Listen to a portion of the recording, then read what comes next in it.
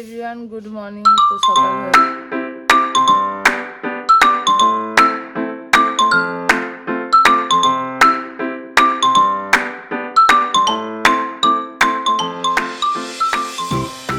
Good morning. তো সকাল হয়ে গেছে আজকে, আর সকাল সকাল ঘুম থেকে উঠেই দেখি তোমাদের দাদা গামছা পরে ঝাড় দিচ্ছে। তো যাই হোক, সকালটা শুরু আমাদের এইভাবেই হয়। তো আজকে একটু লেট হয়ে গেছে আমাদের ঘুম থেকে উঠে। প্রত্যেকটা দিন একই নাটক এদের। এই যে তিনটে হনুমান এই বাড়িতে থাকে, সব থেকে মিডিলের হনুমানটাকে দেখো তাকিয়ে আছে কি করে। কিরে আই, কোনো পড়াশোনা নেই নাকি? এই যে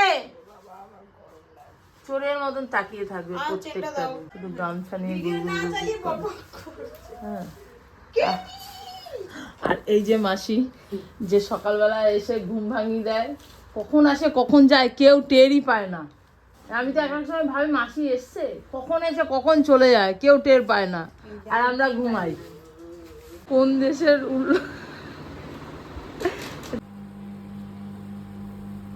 তোমার দাদার টিফিন বসিয়ে দিয়েছি, মানে চা খাওয়ার জন্য যে পাগল থাকে তার। থেকে ঘুম থেকে উঠে কিছু করি না করি, রান্নাঘরটা কিন্তু আমি ছাড়ি না, কারণ রান্নাঘর ছাড়লে হবে না, রান্নাঘরে আসতেই হবে। আমাদের ব্রেকফাস্ট কিন্তু তৈরি। তো আমার দুই মেয়ের জন্য হয়েছে কেলগস দুধ দিয়ে, তোমার দাদার জন্য চা, আর আমার জন্য দুধের মধ্যে অনেক কিছু মেশে। তো আমাদের কিন্তু সকালটা শুরু হয়ে গেছে ঠিক এইভাবে। আমরা বসে বসে আমার ব্লগ দেখছি টিভিতে, আর এখানে আমাদের দর্শকগণ বসে আছে, আর আমরা বসে দেখছি ব্লগ। কিন্তু গোপুর জামা প্যান্টগুলো আদর কর, ও একটা ক্যান্ডি মা। সারাদিন এই তিনটেতে মিলে এরকম করতে থাকে, আমার আর ভালো লাগে না। পড়তে বসার নামে ভমরিমি করে। তুইও কি পড়তে বসছিস? টিফিন এখন বাজে 2:30। তো আমরা দুপুরের খাবার দাবার নিয়ে বসে পড়েছি। তো আজকে রান্না হয়েছে ডিম, ডাল, পাঁপড় ভাজার ভাত, সাথে লেবু। চলো খেয়ে নি তাড়াতাড়ি করে, প্রচন্ড খিদে পেয়েছি। আমার ক্যান্ডিমার ভাত নিয়ে বসে পড়েছি। আমার ক্যান্ডিমা কিন্তু মাংস ছাড়া ভাত খায় না, টক দই খায়। তো আমার ক্যান্ডিমা, তুমি একটু বলে দাও হ্যালো। তো আমার ক্যান্ডিমার খাওয়ার সময় হয়ে গেছে, এখন আমার ক্যান্ডিমা খাবে। সারাদিন গুড়গুড় করে, খেয়েছে পাড়া। সোনাম বিছনা গুছাচ্ছিল, দিয়েছে পাড়া। এত পায়ের কাছে গুড়গুড় করতে যাও কেন তুমি? দিদির পায়ে পাড়া লেগে গেছে তোমার। সকালবেলা এক গাদা জামা কাপড় কেচেছিলাম, ঘুম থেকে উঠে জামা কাপড়গুলো আবার ভাঁজ করছি, কারণ কালকে আবার সোমবার। তো সেই কারণে জামা কাপড়গুলো সব ভাঁজ করে রাখছি।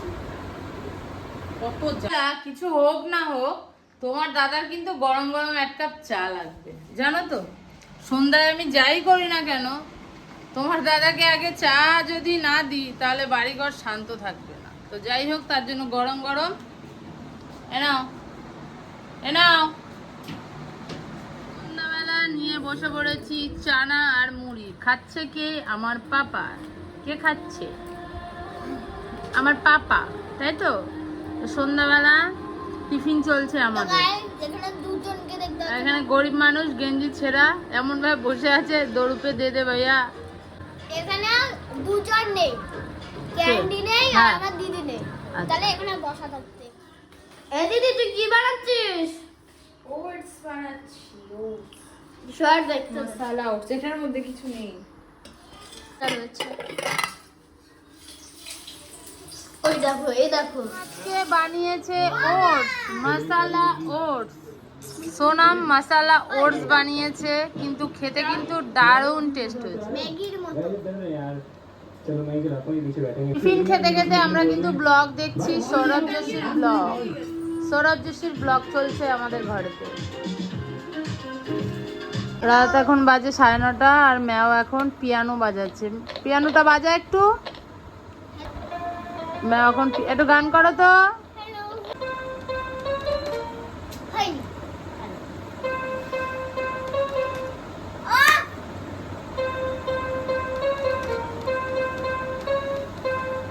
সুন্দর সুন্দর সুন্দর, গো।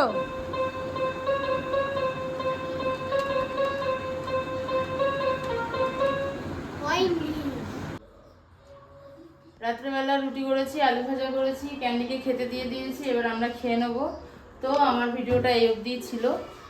অবশ্যই কিন্তু এটা লাইক করবে, কমেন্ট করবে, শেয়ার করবে, হ্যাঁ সাবস্ক্রাইব করতে কিন্তু ভুলবে না। তো চলো বাই বাই, দেখা হচ্ছে নেক্সট ব্লগে।